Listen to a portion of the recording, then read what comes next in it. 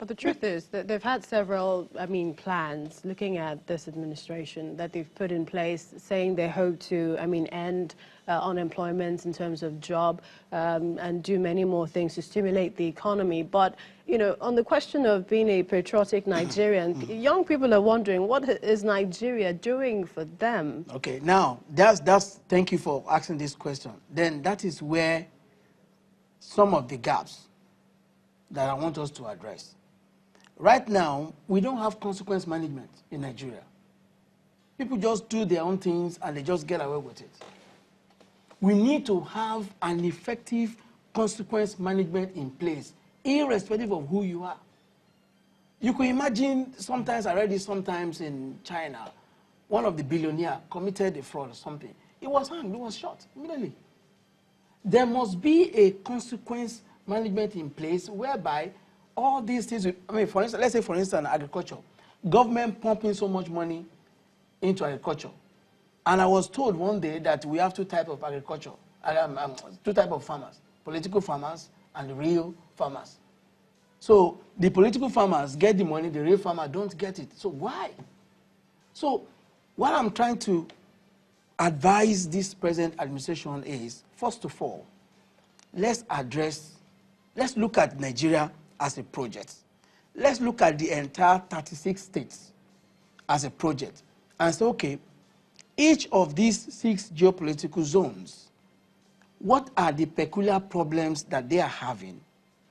And put a strategy in place that is smart, that means is specific, is measurable, and and is time bound.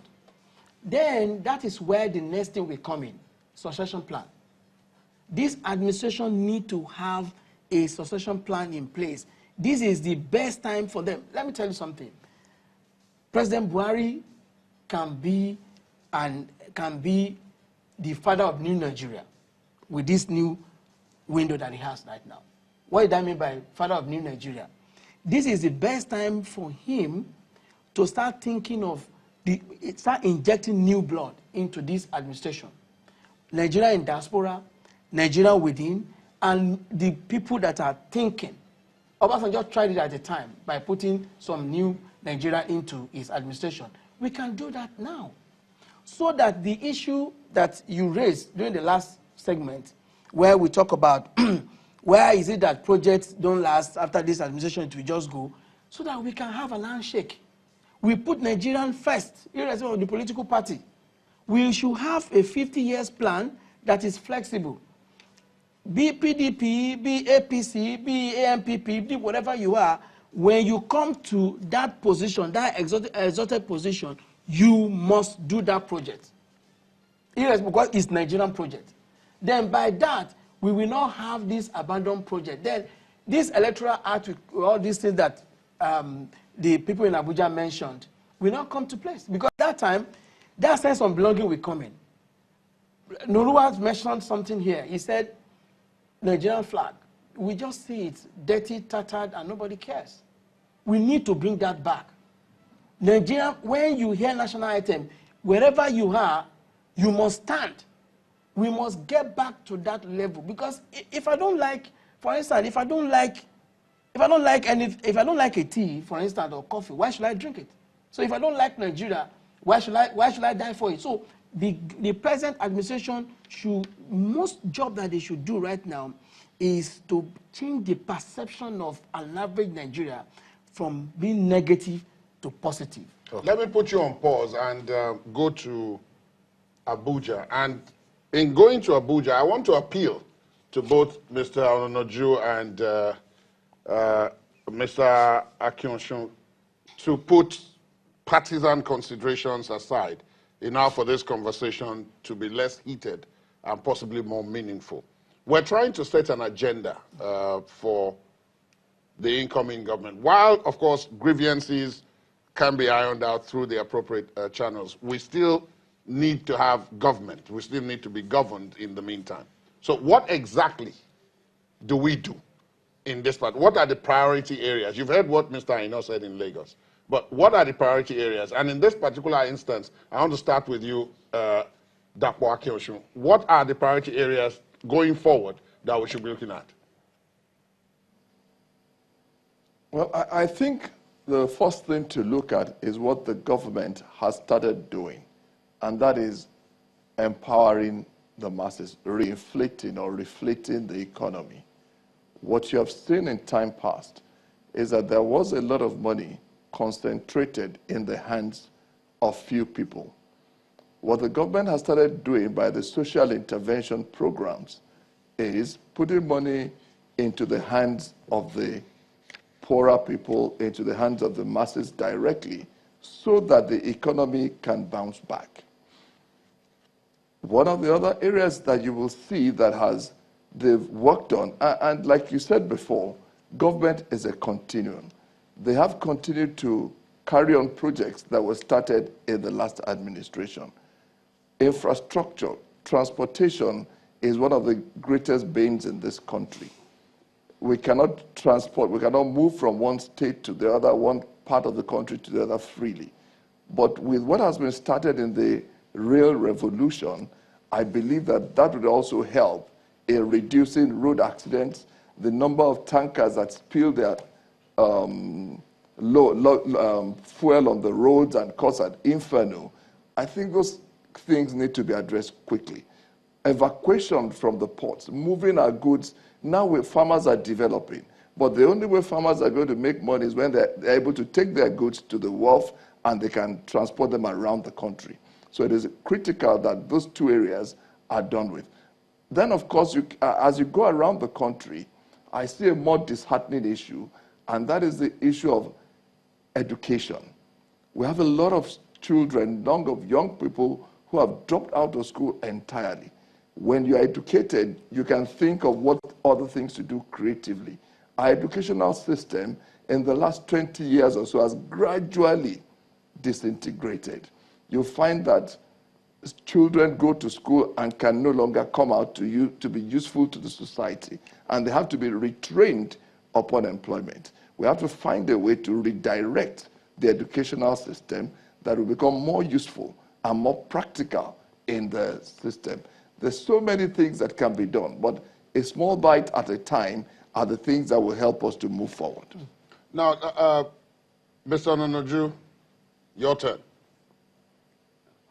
Yes, I think at the very head of that, I believe a lot of the votes we saw from the south of the country and in the middle belt and across country were actually votes that were for restructuring. I think this is the time because the government saw that both the panels of the APC and that of the PDP, all of them spoke about the devolution of power. Let's start now devolution those powers back to the federation unit, and in this case, the state.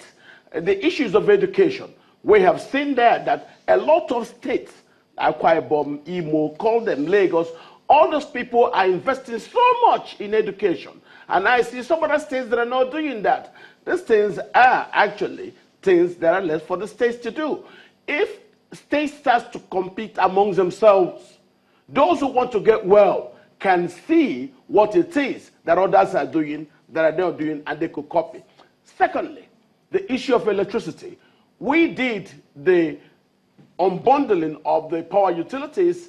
Now we have generating companies, but we've not talked about how much is it that we pay to generating companies in regards to their words about the cost of generation of 1 unit of electricity. We've not talked about how do we, because we are currently subsidizing petrol, but nobody's talking about subsidizing electricity. And that's why you see the generating companies, when they give power to the distribution companies, they still continue to bill people without any meter. And that's where I think the scam is. The poor are paying for lights that they actually do not use. We should do something right now about that middle that nobody's talked about. And that middle is the cost of generation and the cost that people buy it for. Nobody protects the distributors about the cost they say they get the power, and that's where that problem comes. So they go on to scam the poor people by billing them without any meter. We should speed it up that idea of everybody should have a meter, because without a meter, what you're doing is allowing those who bought those facilities to continue to scam the population. 3, and most importantly, we need to democratize the political superstructure. Whatever it is, I've talked about the elections, but we must devolve power. There are no two ways about it. Since that's been a very critical thing, and every single governor has talked about it, whether in the north or in the south, we must devolve power to the federating units. Let them have power, whatever it is. If it's education, the government does not need more than about 6 different things that are there in the exclusive list. You could keep defense here in Abuja, keep external affairs in Abuja, customs union in Abuja, keep central banking in Abuja, keep federal inland revenue service in Abuja, allow the federating units to do a lot of those things. You must look at the agenda of the various political parties. That's why small parties stay inside these debates during general elections. There are ideas that they bring up that, yes, they may not win election, but you could take those ideas as the man who won or who ultimately is in power to actually implement for the sake of the country. Right now, we're divided. As I'm speaking to you right now, there is fire at day-day market. Government should find a way to bring down the tension and allow Nigerians to live freely wherever they are. If I'm a Nigerian and I pay taxes, if I live in Oshodi, if I live in Sabongeri, if I live in Ajangule, wherever I am, the federal government owes me a duty to protect me. As far as I pay tax and I contribute to IGR, I must have the right to vote wherever I am. And right now, that tension is all over the place. Well, we cannot relate that to learn also to punish those who go against the law. Right now, due to impunity, people continue to repeat things that they did because nobody arrests them for the offenses that they commit. Let me put you on pause, Mr. Ononaju, and of course just say that there's been no evidence to link the issue of where you vote and so on with the fire incident. We don't have any evidence of that. But we'll take a break. And when we come back, we'll continue with this agenda setting discussion for the government. Please stay with us.